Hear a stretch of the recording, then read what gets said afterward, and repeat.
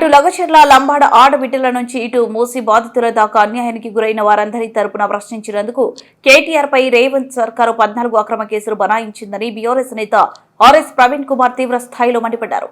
ప్రజాపాలన ముసుగులో రేవంత్ రెడ్డి ప్రతీకార పాలన సాగిస్తున్నారని నిప్పులు చెరిగారు. రాష్ట్ర అభివృద్ధి సంక్షేమాన్ని 6 గ్యారంటీలను ఆటకెక్కించి అణచివేతలు, కుట్రలు, కుతంత్రాలు, దౌర్జన్యాలే విధానాలుగా మార్చుకుని ఓట్లేసిన ప్రజలను వంచిస్తున్నారని దుయ్యబట్టారు. తెలంగాణ భవన్లో బీఆర్ఎస్ నాయకులు కిషోర్ గౌడ్, ఉపేంద్రాచారితో కలిసి ఆయన విలేకరులతో మాట్లాడారు.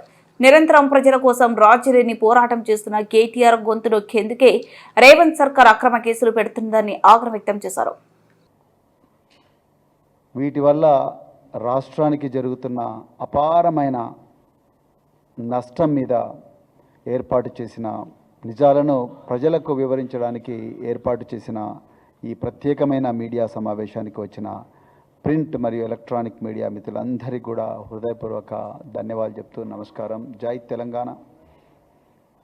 మిత్రులారా, మొట్టమొదట తెలంగాణ ప్రజలకు నేను ఒక విషయం స్పష్టంగా చెప్పదలుచుకున్నాను.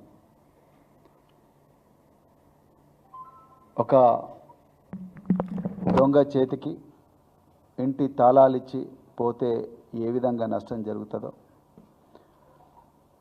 యాంటిసిడెంట్స్ వెరిఫై చేయకుండా ఒక క్యాండిడేట్కు ఒక పోలీస్ అధికారి ఉద్యోగంగా ఇస్తే ఎంత నష్టం జరుగుతుందో, ఒక ప్రభుత్వ ఉద్యోగిగా నియమిస్తే ఎంత నష్టం జరుగుతుందో, ఈరోజు 89 కేసులు ఉన్న ఒక నేరస్తుడు, మరి ముఖ్యంగా ఓటుకు నోటు కేసులో రెడ్ హ్యాండెడ్గా కెమెరా ముందు లంచం ఇస్తూ దొరికిన ఒక నేరస్తుడు ఈరోజు తెలంగాణ రాష్ట్రానికి ముఖ్యమంత్రి అయితే రాష్ట్రానికి జరుగుతున్న అపార నష్టం ప్రజలందరూ కూడా గుర్తించాలి. దీనివల్ల ప్రజలకు రావాల్సిన సంపద ఏ విధంగా పట్టపగలే లూటీ అవుతుందో ప్రజలు గుర్తించాలి.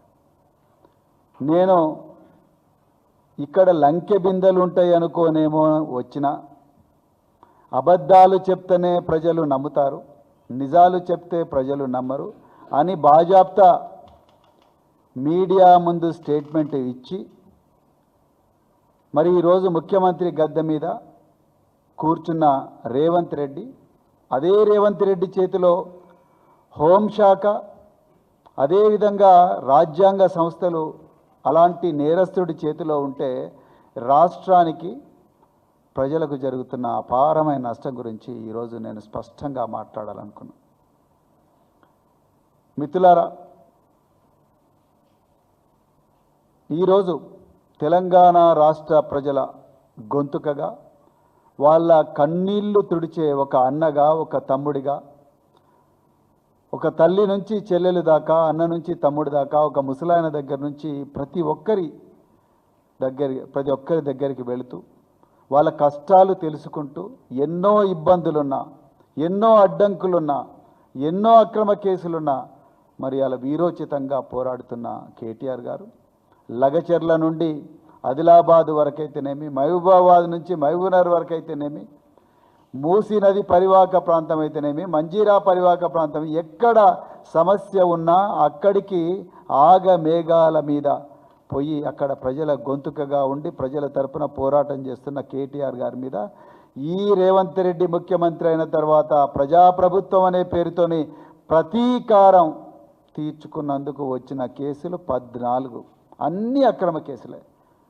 కాళేశ్వరంలో మేడిగడ్డ ప్రాజెక్టు కుంగిపోయిందని కాంగ్రెస్ పార్టీ రకరకాల అబద్ధాలను ప్రచారం చేస్తున్న సమయంలో నిజాలు ప్రజలకు తెలపడానికి కోసం మేడిగడ్డ ప్రాజెక్టు దగ్గర పోతే అక్కడ కేసు, చార్మినార్ దగ్గరికి పోయి నిజాలు మాట్లాడితే అక్కడ కేసు, మూసీ నది పరివాహక ప్రాంతంకి పోయి ఇండ్లు కూలిపోతున్నాయి హైడ్రా వల్ల అని మాట్లాడితే అక్కడ ఒక కేసు, సిరిసిల్లలో ప్రజలకు బాధలు అవుతున్నాయంటే అక్కడ ఒక కేసు. కేసీఆర్ గారిని అన్యాయంగా తెలంగాణ రాష్ట్రానికి మూల కారకుడు, తెలంగాణ జాతిపిత, తెలంగాణనే గుండెలో పెట్టుకొని తెలంగాణ ప్రయోజనాలు గుండెలో శరీరంలో కణాన పెట్టుకొని ప్రాణత్యాగానికి కూడా సిద్ధపడి తెలంగాణను పోరాడి తెచ్చి ఆ తెలంగాణను దేశంలోనే నెంబర్ 1 రాష్ట్రంగా పెట్టిన కేసీఆర్ గారికి పీసీ ఘోష్ కమిషన్ ముందు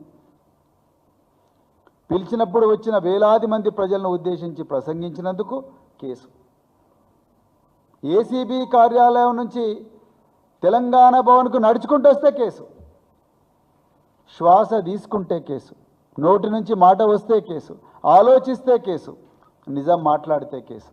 ఇన్ని కేసులు పెట్టిండ్రు కేటీఆర్ గారి మీద. అయినా కూడా కేటీఆర్ గారు వెరవకుండా బెదరకుండా మడమ తిప్పకుండా పోరాడుతూనే ఉన్నారు. కేటీఆర్ గారి మీద పెట్టిన 14 కేసుల్లో 7 కేసులు అలో చేసిండ్రు. మీరు అర్థం చేసుకోండి. క్వాష్ పిటిషన్ను గౌరవ హైకోర్టు అలో చేసిందంటేనే ఈ కేసులు తుఫేల్ కేసులు అని అర్థం. అందులో 4 కేసులు హైకోర్టు క్వాష్ చేసింది. ఎఫ్ఐఆర్ ఇది చెల్లదు అని చెప్పి క్వాష్ చేసింది. అయినా కూడా నిన్న 2 కేసులు పెట్టిండ్రు. ఒకటే సబ్జెక్టు మీద 2 రగిలిపోతూ ఏది కరెక్టు ఏది తప్పని చూసుకునే పరిస్థితిలో కూడా లేడు. ఒకటే సబ్జెక్టు మీద 2 ఎఫ్ఐఆర్లు. అంటే మీరు ఆలోచించండి, సుప్రీంకోర్టు గైడ్ లైన్స్ ఉన్నాయి, ఒకటే సబ్జెక్టు మీద 2 ఎఫ్ఐఆర్లు పెట్టకూడదని, అయినా ఎఫ్ఐఆర్లు పెట్టింది. సో మిత్రులారా, మరి కేటీఆర్ గారు ఫార్ములా ఈ కేసు నిజంగా నేను మొదటి రోజే చెప్పిన, ఇప్పటికి కూడా చెప్తున్న, ఒక 26 సంవత్సరాల సర్వీసులు చేసి పోలీస్ డిపార్ట్మెంట్లో ప్రెసిడెంట్ ఆఫ్ ఇండియాతో మెడల్ తీసుకున్న ఒక ఆఫీసర్గా నేను మళ్ళీ రిపోర్ట్ చేస్తున్నా, తెలంగాణ ఎక్సలెన్స్ అవార్డు తీసుకున్న వ్యక్తిగా చెప్తున్నా, ఈ కేటీఆర్ గారి మీద పెట్టిన ఈ ఎఫ్ఐఆర్లన్నీ, ముఖ్యంగా ఈ ఫార్ములా ఈ ఎఫ్ఐఆర్ కూడా ఒక తుఫేల్ ఎఫ్ఐఆర్, ప్రతీకారంతో పెట్టిన ఒక ఫేక్ కేసు ఇది. అంతకు మించి ఇంకొకటి కాదు. నిజానికి కరప్షన్ అంటే ఏంటి? రేవంత్ రెడ్డి చేసింది కరప్షన్. రెడ్ హ్యాండెడ్గా ఒక వ్యక్తికి లంచం ఇస్తూ నువ్వు పలాని విధంగా ఓటేయాలని చెప్పి 50 లక్షల రూపాయల బ్యాగ్తో దొరికిండు. ఇవాళ తెలంగాణలో ఎవడన్నా బ్యాగ్ కొనుక్కోవాలంటే భయపడుతున్నాడు, నన్ను కూడా రేవంత్ రెడ్డి అంటారేమో అని. ఇది పరిస్థితి ఉన్నది. కానీ కేటీఆర్ గారు అట్లా దొంగతనంగా ఎవడికో లంచం ఇస్తూ, లేకపోతే లంచం ఇచ్చి తన బ్యాంక్ అకౌంట్లో వేల కోట్ల రూపాయల జమ చేసుకోవాలని దొరికిన వ్యక్తి కాదు. ఆ రోజు చెప్తున్నా, ఈరోజు చెప్తున్నా, 100 సంవత్సరాల తర్వాత కూడా చెప్తా. భారతదేశ నేర పరిశోధన చరిత్రలో సిగ్గుతో తల వంచుకునే కేసు ఏదైనా ఉందంటే ఈ కేటీఆర్ గారి మీద పెట్టిన కేసు. కరప్షన్ అంటే అడిగేవాడి దగ్గర నుంచి డిమాండ్ ఉండాలి, ఇచ్చేవాడి నుంచి ఇవ్వడానికి డబ్బులు ఉండాలి. ఆ అడిగే వ్యక్తి ఏదో ఒక పని చేస్తే ఆ పనికి ప్రతిఫలంగా పబ్లిక్ సర్వెంట్ అయినా, గవర్నమెంట్ సర్వెంట్ అయినా, సివిల్ సర్వెంట్ అయినా, ఎవరైనా ప్రివెన్షన్ ఆఫ్ కరప్షన్ యాక్ట్